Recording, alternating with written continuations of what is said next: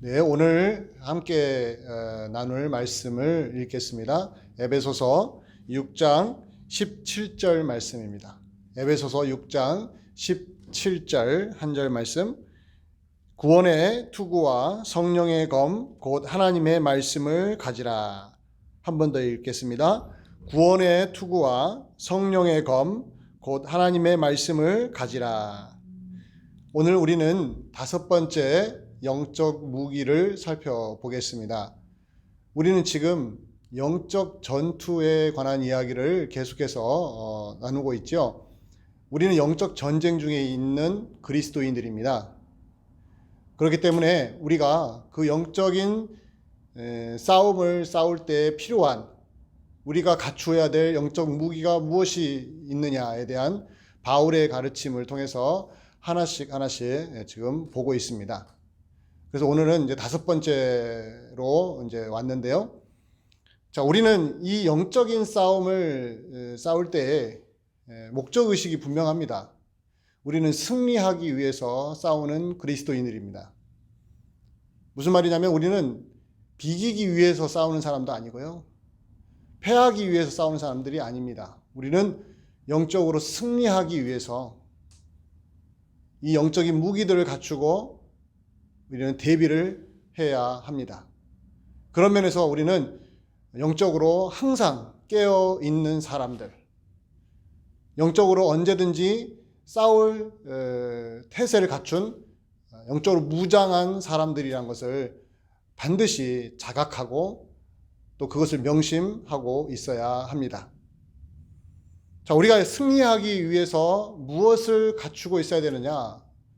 그것을 저는 영적인 무기라고 말씀을 드렸는데, 바울이 이 에베소서 6장 하반부에 와서 우리가 갖추어야 될 영적인 무기들이 무엇이냐에 대한 자세한 이야기를 6가지로 가르쳐 주고 있는데, 그것 중에 오늘은 다섯 번째 무기에 대해서 이제 본격적으로 살펴보려고 합니다. 우리가 반드시 갖추어야 될 영적인 무기라는 거 꼭 기억하십시오. 해도 되고 안 해도 되는 문제가 아닙니다. 시간이 되면 뭐 한번 갖추어 볼까라는 문제가 아닙니다. 반드시 뒤로 미룰 수 없는 오늘이라는 이 시간에 꼭 갖추고 있어야 될 영적인 무기들입니다. 그래서 우리의 숙제는 무엇이겠습니까?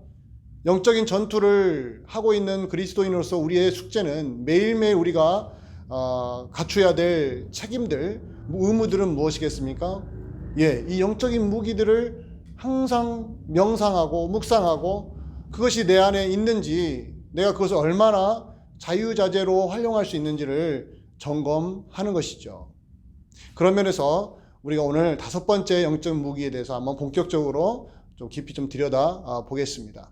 바울은 오늘 17절에서 영적인 무기의 다섯 번째에 대해서 구원의 투구를 가지라고 말을 하고 있습니다. 구원의 투구를 가지라.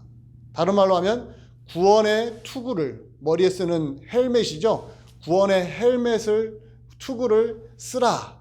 머리에 쓰라라고 가르치고 있습니다. 자, 우리가 이 구원의 투구라는 바울의 이 용어에서 특별히 구원이라는 단어에 좀 집중을 해야 합니다. 구원, 참 많이 들어보신 단어죠. salvation, 구원. 예수 믿는 사람들에게 제일 중요한 단어 중에 하나가 구원이죠. 또 교회를 다니는 사람들이 제일 많이 들었던 단어 중에 하나가 구원일 것입니다. 믿음과 쌍벽을 이루는 구원. 저는 지난주에 믿음이라는 믿음의 방패라는 무기를 살펴봤는데, 그만큼이나 자주 듣고 우리가 많이 접하는 매우 친숙한 단어가 구원이죠. 그러다 보니까 우리 안에 이 구원에 대한 이미지가 이미 각인이 되어 있다는 것이죠. 구원하면 다 할 말이 있는 상황인 것입니다. 교회를 조금이나 다녀보면 구원이 무엇입니까? 물어보면 나름대로 답을 다 갖고 있습니다. 그 정도로 친숙하고 매우 흔한 단어인 이 구원, 이것을 어떠한 시각으로 볼 것이냐, 이것이 오늘 우리가 풀어내야 될 매우 중요한 부분입니다. 자, 구원을 어떻게 이해할 것인가? 너무너무 중요한 질문이에요. 이 부분을 오해하면 모든 게 어그러져 버리기 때문에 이 구원이라는 그 실체를 정확하게 들여다볼 수 있어야 합니다. 일반적으로 교회를 다니는 사람들에게 구원하면 이렇게 이해를 합니다. 죽어서 천국에 들어가는 것. 구원이 무엇입니까? 그러면 죽어서 천국 가는 거예요. 이것이 그냥 자동적으로 나오는 답이에요. 구원 받으셨습니까? 라는 말은 다른 말로 하면 여러분 천국 갈 자신이 있습니까? 이런 뜻이거든요. 우리가 구원을 받았다라고 하면 꼭 이 부분으로 가요.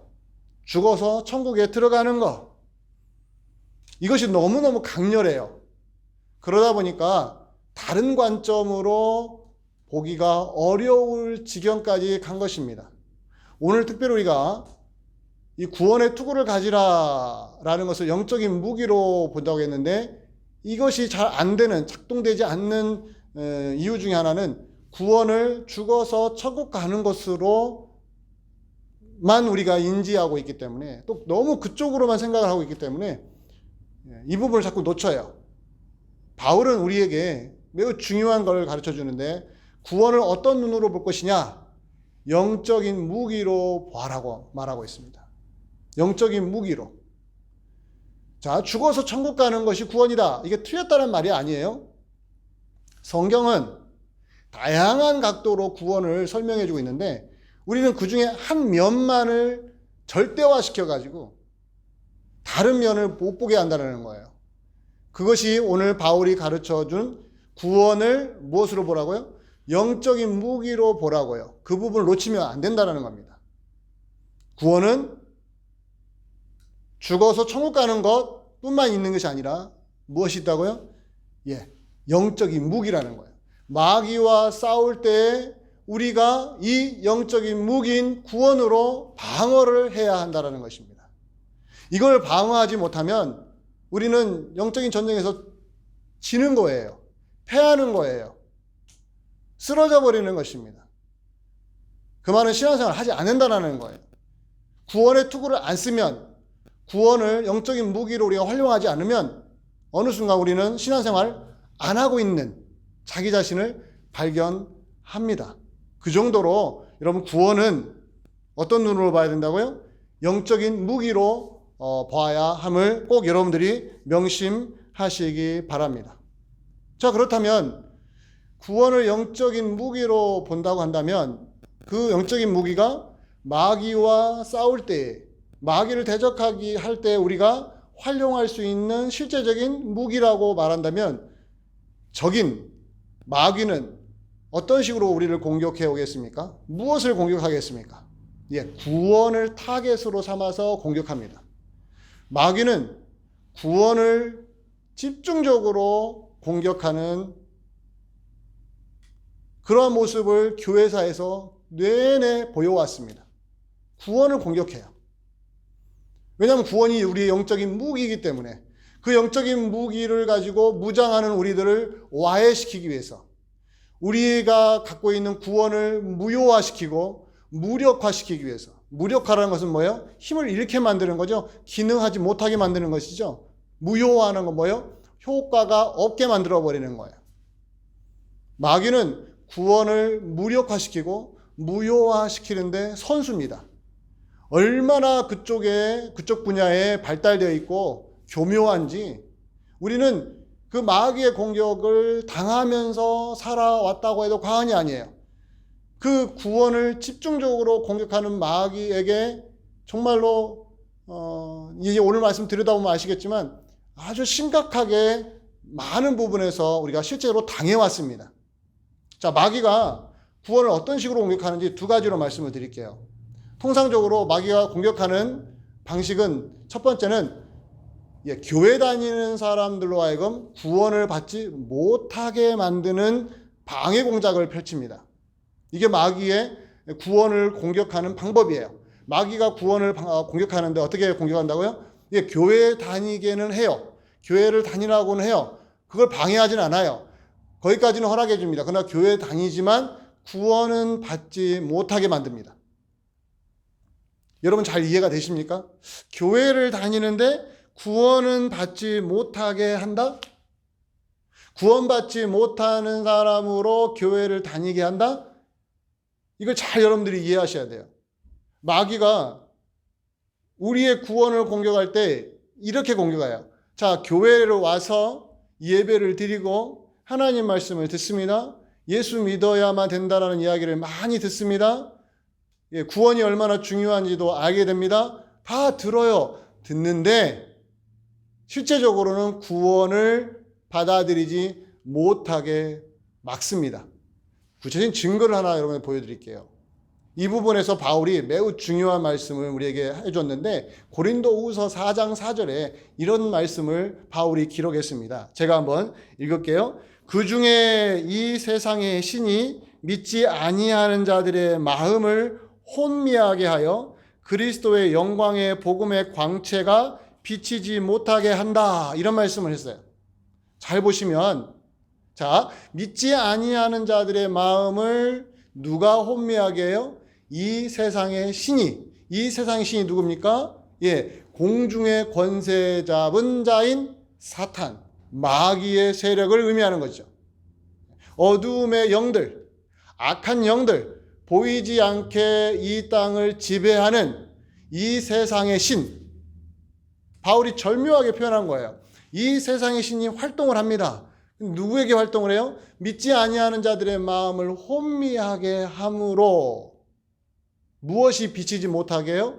그리스도의 복음이 비치지 못하게 블라인드 시킨다는 거예요. 혼미하게 한다면 블라인드. 보지 못하게. 구원의 복음이 들리고 설교를 통해서 계속 듣고 있는데도 그 구원의 복음을 보지 못하게 블라인드를 해버리는 거예요. 눈이 멀게 만들어버리는 거죠. 이 세상의 신이 교회 다니는 사람들을 이런 식으로 회방합니다. 구원받지 못하도록. 아주 심각한 사단의 공격이죠. 자, 마귀는 우리가 갖고 있는 구원을 타겟 삼아서 이 구원을 무너뜨리려고 공격한다겠죠? 그 중에 첫 번째가 뭐라고요? 교회 다니게는 하지만 교회 다니는 사람들이 구원을 체험하지 못하게, 구원받지 못하도록 방해한다고요. 자, 그럼 두 번째가 있습니다. 그렇게 했는데도 구원받는 사람들이 생겨요. 교회를 다니고 예수 그리스도의 복음을 듣는데 어느 순간 거듭나는 체험을 합니다. 회개하는 놀라운 변화가 일어납니다. 예수님을 실제적으로 인격적으로 만나는 사람들이 생깁니다. 이게 바로 그리스도인들이죠. 자, 이 사람들을 타겟으로 삼아요. 아예 구원을 경험하지 못하게 회방을 놓을 뿐만 아니라 그렇게 해도 막아지지 않았던 구원받은 사람들, 예수 믿는 사람들도 회방합니다. 어떤 식으로 하면 침체시키는 방법으로. 디프레션이라고 하죠. 디프레션. 침체시키는 거예요. 구원의 행복을 느끼지 못하게 회방을 합니다. 이게 바로 마귀가 주로 공격하는 방식이에요. 무엇을 못 느끼게 한다고요? 구원을 받았는데 죽어서 천국 간다는 확신도 있는데 구원을 영적인 무기라는 것을 또 알고 있는데 그 구원이 별로 재미가 없는 거예요. 구원받은 자로서의 행복을 못 느끼게 만드는 거죠. 예수 믿는데도 아무 재미가 없어요.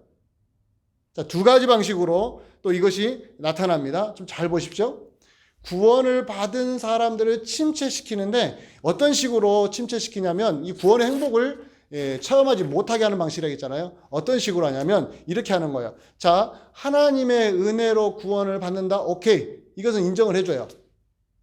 마귀도 그 부분을 안 건드려요. 하나님의 은혜로 구원받아. 오케이. 그렇게 해라.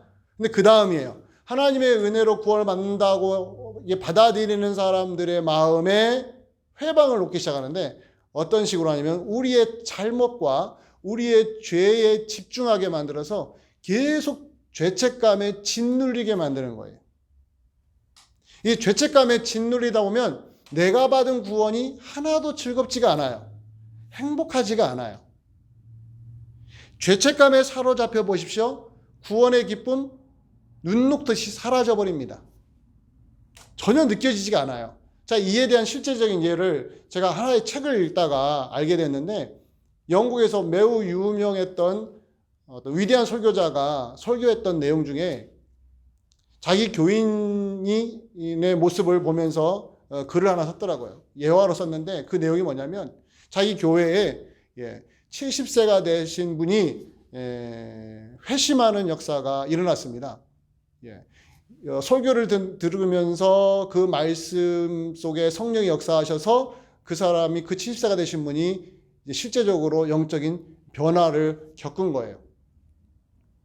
너무너무 즐거워했대요. 근데 몇 주 지나서 다시 얼굴을 보는데 너무 얼굴이 그늘지고 웃음기가 없고, 그렇게 즐겁고 행복해했던 그 구원의 기쁨도 없어져 버리는 상태로 뭔가에 짓눌린 듯한 표정을 짓고 있다는 거예요. 그래서 대화를 하기 시작했다는 것이죠. 대화를 했는데 이분이 하는 말이, 내가 하나님의 용서를 받은 것은 확신했는데 내가 과거에 어떤 죄를 지었어도 그 죄를 예수 그리스도의 십자가의 피로 깨끗이 씻김 받았다는 확신이 있대요. 그런데 어디에 걸렸냐면, 자기가 예수 믿기 전에 예수님에 대해서 아주 거친 욕들을 많이 했었대요.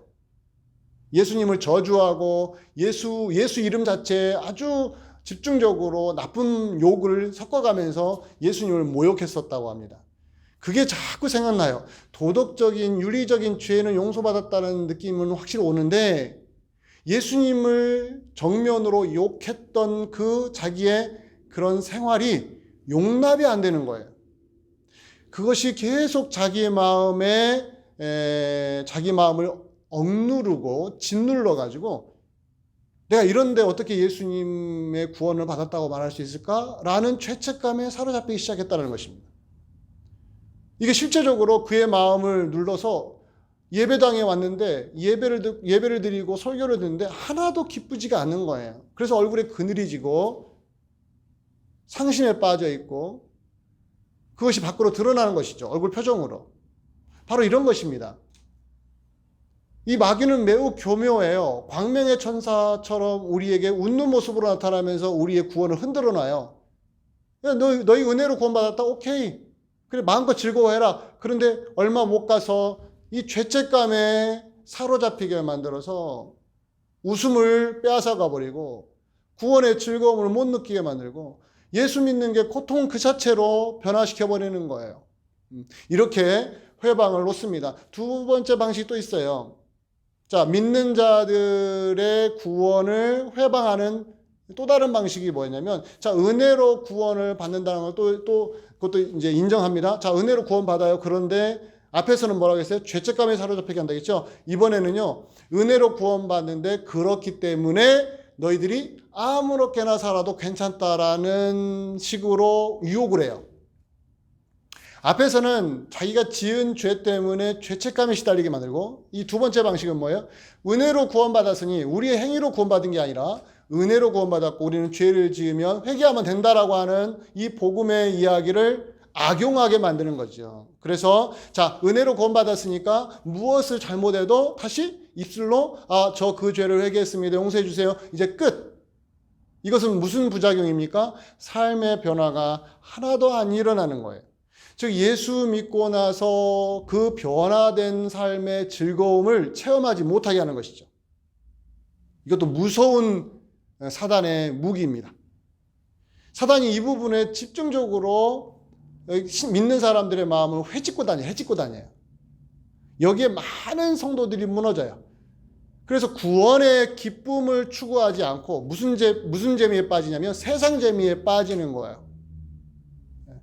구원의 즐거움을 추구하고 하나님 만난 체험 속에서 자기가 어떤 식으로 하나님의 사람으로 변화됐는지를 보면서 희열을 느끼고 삶의 보람을 느끼고 의욕을 느끼는 게 아니라 세상 재미에 빠진 신앙인이 되게 만드는 거예요.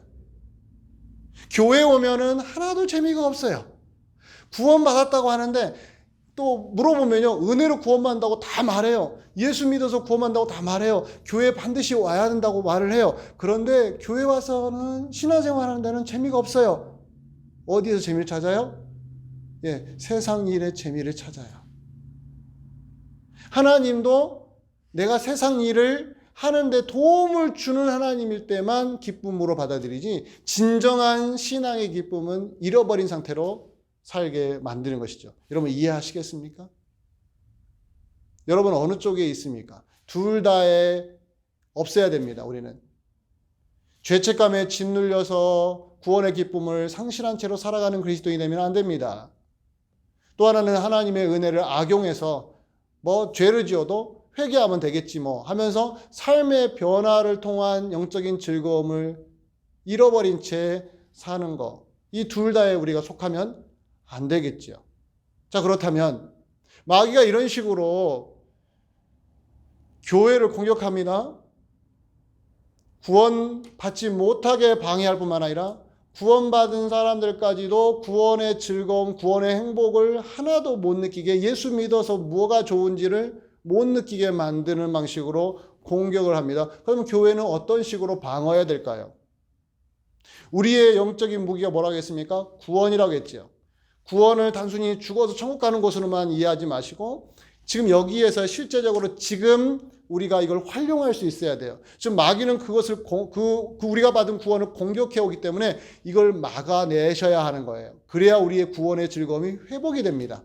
예수 믿는 즐거움이 정말로 우리 안에서 막 솟아오르는 것을 여러분들이 체험하셔야 되는데, 이건 방어를 잘할 때 그러는 거예요. 어떻게 방어하느냐? 바울은 에베소서에서 잘 가르쳐줘요. 6장에서 말했잖아요. 2장에서 바울은 매우 유명하고 놀라운 복음의 메시지를 이렇게 선포합니다. 에베소서 2장 8절부터 10절까지의 말씀을 한번 볼까요? 에베소서 2장 8절에서 10절 이렇게 말씀이 나옵니다. 제가 읽습니다. 너희는 그 은혜에 의하여 믿음으로 말미암아 구원을 받았으니 이것은 너희에게서 난 것이 아니요 하나님의 선물이라. 행위에서 난 것이 아니니 이는 누구든지 자랑하지 못하게 함이라. 우리는 그가 만드신 바라 그리스도 예수 안에서 선한 일을 위하여 지으심을 받은 자니 이 일은 하나님이 전에 예비하사 우리로 그 가운데서 행하게 하려 하심이라. 좀 긴 것을 제가 여러분들에게 인용을 했습니다. 그러나 이 구원을 이해할 때 건전한 방식으로, 건강한 방식으로, 균형 잡힌 방식으로 이해할 때 이 구절은 절대적으로 중요합니다. 에베소 2장 8절과 9절과 10절 이 세 절을 동시에 같이 이해하셔야 되는 거예요. 근데 많은 분들이 2장 8절과 9절만 이해하고 10절은 그냥 건너뛰는 경우가 많아요. 이 두 개가 같이 가야 됩니다. 자, 구원을 우리가 어떻게 받는다고요? 하나님의 은혜에 의하여. 출발이 누굽니까? 우리가 아니라, 우리의 행위가 아니라 하나님의 은혜에서 출발합니다. 우리의 노력과 우리의 헌신으로 출발하지 않고 하나님이 우리에게 제공해 주시는 방식으로, 하나님이 이루어 놓으신 것으로 구원이 우리에게 오는 것이죠. 그런데 믿음으로 말미암아 우리에게 오는 겁니다. 통로가, 하나님의 은혜가 우리에게 들어오는 통로가 뭐라고요? 예수 그리스도를 믿음으로 말미암아 우리에게로 구원이 옵니다. 오해할까 봐 이렇게 설명하죠. 너희에게서 나온 것이 아니라고, 하나님으로부터 온 하나님의 선물이라고. 오해하지 말라는 거예요. 그러면서 행위에서 난 것이 아니라고 또 부가적으로 또 더 설명해 줍니다. 우리가 자꾸 오해하니까. 하나님의 은혜로 믿음으로 말미암아 구원을 받았는데 너희에게서 나온 것이 아니고 하나님의 선물이다. 하나 더 설명해 줍니다. 행위에서 나온 것이 아니라 우리가 어떤 것을 행동으로 나타냈기 때문에, 우리가 선한 일을 했다거나 의로운 일을 했다거나 하나님 앞에 뭔가 받으실 만한 일을 했기 때문에 이 구원이 이루어진 것이 아니라 하나님의 은혜로, 하나님으로부터 온 선물로 우리에게 주어졌다는 거예요. 이건 너무너무 많이 들으셨죠. 자, 구원은 이런 식으로 온다고, 이렇게 구원을 받는다고요. 그런데 2장 10절을 보셔야 돼요. 2장 10절에 보면 우리는 그의 지으신 바라, 우리는 그의 만드신 바라. 무슨 말입니까? 은혜로 믿음으로 말미암아 하나님의 선물로 우리에게 온 구원이 우리에게 무슨 변화를 일으켰어요? 새롭게 지음받은 사람이 된 것이죠. 이게 바로 새 창조입니다. 누구 안에서요? 그리스도 예수 안에서. 하나님의 은혜가 우리의 믿음으로 말미암아 우리 안에 들어왔는데 우리가 누구 안에 있어요? 그리스도 예수 안에서. 자, 그럼 구원이 무엇이겠습니까? 하나님의 은혜로 주어지는 이 구원의 실체가요, 우리가 예수 그리스도 안으로 들어가는 것이죠. 이게 구원이에요. 예수 그리스도 안으로 들어가는 인생, 이것이 바로 새로운 인생, 이제부터 예수 믿는 자로서 사는 인생. 근데 그 내용이 뭐랍니까? 하나님 우리 안에 새로 지어준 그 내용이 뭐라고요? 선한 일을 위하여. 그래서 2장 10절에 다시 한번 제가 읽어볼게요. 우리는 그가 만드신 바라 그리스도 예수 안에서 선한 일을 위하여 지으심을 받은 자니. 은혜로 말미암아 믿음으로 말미암아 하나님의 선물로 구원을 받았으니, 그 다음부터 뭐라고요? 우리는 선한 일을 위하여 지음 받은 사람이다. 선한 일을 위하여, 그리스도 예수 안에서 선한 일을 위하여. 이게 구원의 매우 중요한, 절대로 양보할 수 없는 절대적인 진리입니다. 이런 식으로 갖고 계셔야 돼요. 자, 그래서 앞에서 사단이 구원을 공격할 때 어떻게 한다고요? 자, 은혜로 구원받는 거 다 인정해라, 괜찮다, 은혜로 구원받았다 말해라. 그런데 한쪽에서 뭐라고 그래요? 죄책감에 시달리게 만드는 거예요. 예수 믿는데도 계속 죄책감에 시달려가지고 헤어나오지를 못해요. 예수 믿는 즐거움을 잃어버려요. 이걸 회복하셔야 돼요, 여러분들. 그럼 뭘 생각해야 돼요? 하나님의 은혜로 구원받았다. 내가 죄가 있음에도 불구하고 하나님이 예수 그리스도 안에서 우리 죄를 씻어주셨다. 이 부분을 계속 명상하고 묵상하면서 사단의 유혹을 이겨내는 겁니다. 또 하나, 자, 은혜로 구원받았으니 이제부터 마음대로 살아도 된다. 죄를 지어도 회개만 하면 끝이다. 삶의 변화가 일어나지 않아도 상관없다. 우리는 어차피 완벽한 사람이 아니니까 라고 하면서 자꾸 자기 최면을 걸고 어때요? 괜찮다.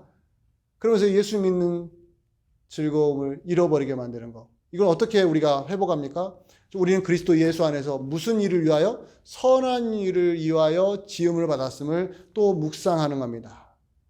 우리는 이쪽에서 약점이 있으면 말씀으로 이 부분을 회복하고, 저쪽에서 우리가 구원에 대해서 좀 뭔가 잘못 이해하고 있으면은 또 말씀이 또 그 부분에서 어떻게 하고 있는지를 잘 묵상하면서 회복하는 것. 이게 바로 균형 잡힌 구원의 이해인 것입니다. 사랑하는 성도 여러분, 구원이 복잡한가요? 아니요, 구원은 단순합니다. 우리가 예수 그리스도를 믿어서 하나님의 사람이 되는 게 구원입니다. 근데 이 단순한 문장이 잘못 사용될 때가 많다라는 거예요.